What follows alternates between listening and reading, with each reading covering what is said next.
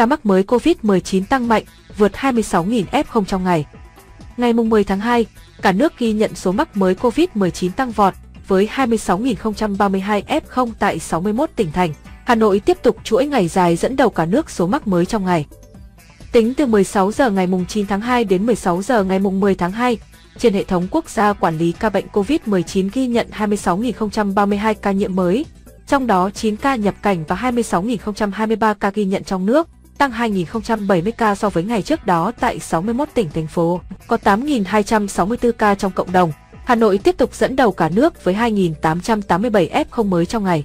Tiếp đó là Nghệ An 1.749, Hải Phòng 1.366, Hải Dương 1.329, Nam Định 1.189, Bắc Ninh 1.079, Hòa Bình 1.073, Thanh Hóa 996, Đà Nẵng 939, Bắc Giang 876, Vĩnh Phúc 847, Bình Định 744, Thái Nguyên 735, Ninh Bình 715, Phú Thọ 628, Quảng Nam 490, Thái Bình 485, Quảng Bình 468, Lạng Sơn 467, Kon Tum 437, Quảng Ninh 424, Phú Yên 372, Lâm Đồng 365, Sơn La 358, Quảng Trị 350, Lào Cai 330, Bình Phước 305, Tuyên Quang 304, Đắk Nông 298, Đà Lạt 287, Hưng Yên 261,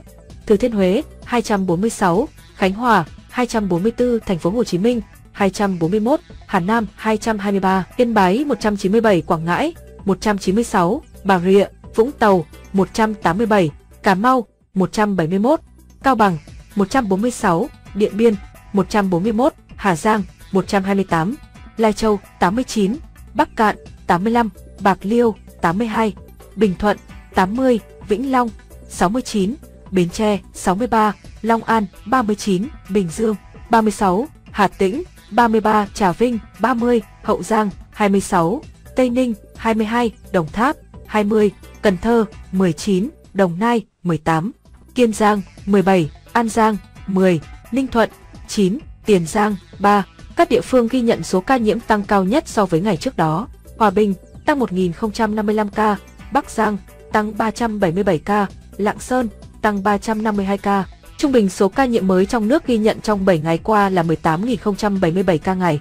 Về ca nhiễm biến chủng mới Omicron, đến nay Việt Nam ghi nhận 192 ca, trong đó tại thành phố Hồ Chí Minh 92, Quảng Nam 27, Quảng Ninh 20, Hà Nội 14, Khánh Hòa 11, Đà Nẵng 8, Hưng Yên 6, Kiên Giang 4, Thanh Hóa 2, Hải Dương 2, Hải Phòng 1, Long An 1, Bà Rịa, Vũng Tàu 1, Bình Dương 1, Lâm Đồng 1, Ninh Bình 1. Kể từ đầu dịch đến nay, Việt Nam có 2.430.683 ca nhiễm, đứng thứ 34 phần 225 quốc gia và vùng lãnh thổ. Trong khi với tỷ lệ số ca nhiễm 1 triệu dân, Việt Nam đứng thứ 145 phần 225 quốc gia và vùng lãnh thổ, bình quân cứ 1 triệu người có 24.616 ca nhiễm.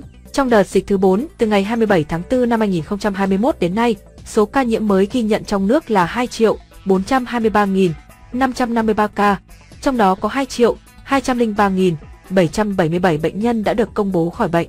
Các địa phương ghi nhận số nhiễm tích lũy cao trong đợt dịch này: Thành phố Hồ Chí Minh 515.109, Bình Dương 293.068, Hà Nội 159.735, Đồng Nai 100.002, Tây Ninh 88.659.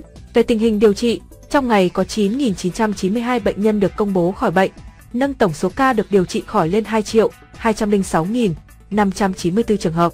Số bệnh nhân nặng đang điều trị là 2.699 ca, trong đó thở oxy qua mặt nạ 1.871 ca, thở oxy dòng cao HFNC 335 ca, thở máy không xâm lấn 115 ca, thở máy xâm lấn 361 ca, ECMO 17 ca. Về số bệnh nhân tử vong, từ 17 giờ 30 phút ngày 9 tháng 2 đến 17 giờ 30 phút ngày 10 tháng 2 ghi nhận 74 ca tử vong, trong đó tại Hà Nội 16, Thành phố Hồ Chí Minh 4, Đà Nẵng 4, Hải Dương 4, Quảng Nam 4, Thừa Thiên Huế 4, Bình Định 3, Cần Thơ 3, Đồng Tháp 3, Vĩnh Long 3, Đắk Lắk 2, Đồng Nai 2, Hậu Giang 2. Lâm Đồng, 2. Nghệ An, 2. Quảng Ngãi, 2. Quảng Ninh, 2. Bắc Ninh, 1.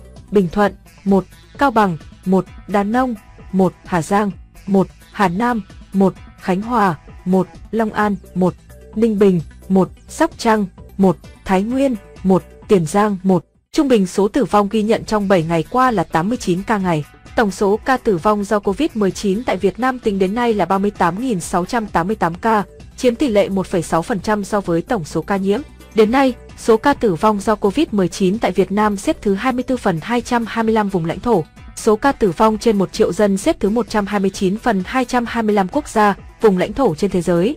So với châu Á, tổng số ca tử vong xếp thứ 6 phần 49, xếp thứ 3 ASEAN.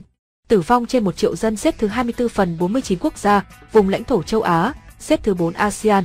Về tình hình tiêm chủng, trong ngày 9 tháng 2 có 416.336 liều vaccine phòng Covid-19 được tiêm.